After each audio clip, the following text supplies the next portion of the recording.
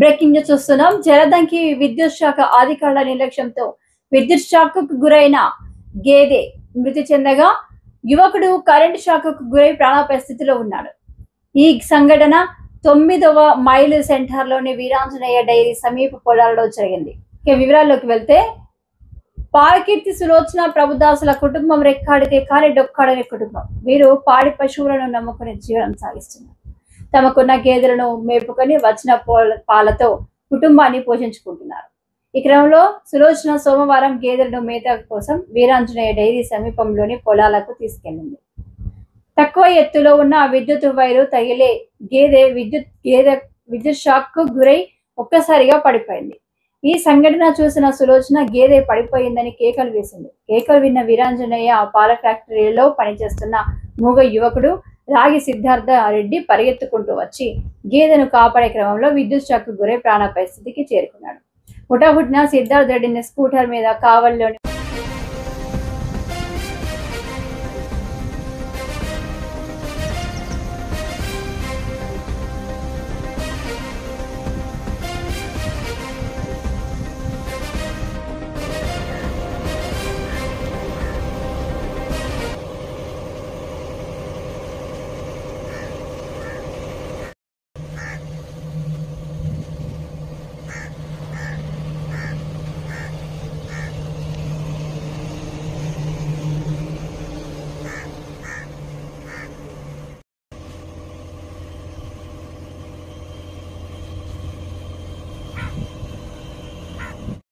జలదంకి మండలం నెల్లూరు డిస్టిక్ అయితే మామూలుగా బర్రెలు మేస్తానికి పోయి పాల డైరీ అనేది పక్కన ఉంది.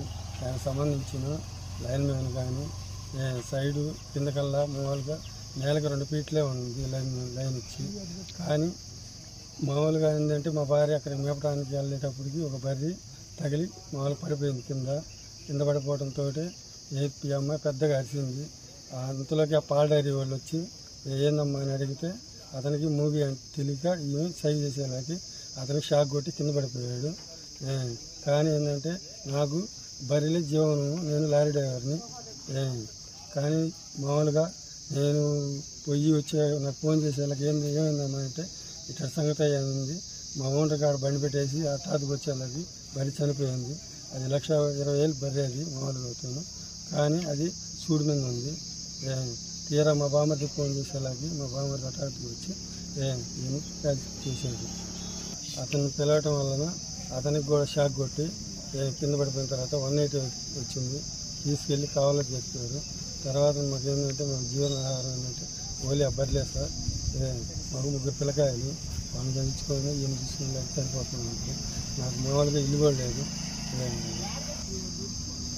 అధికారులు నాకు న్యాయం చేయాలని కోరుకుంటున్నాను. ఈ లైన్ వల్ల మామూలుగా అది పట్టించుకోకుండా ఉండబట్టి మామూలుగా బలి చనిపోయింది.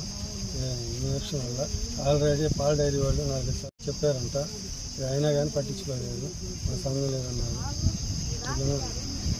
చర్యలు తీసుకోవాలని కోరుకుంటున్నాను.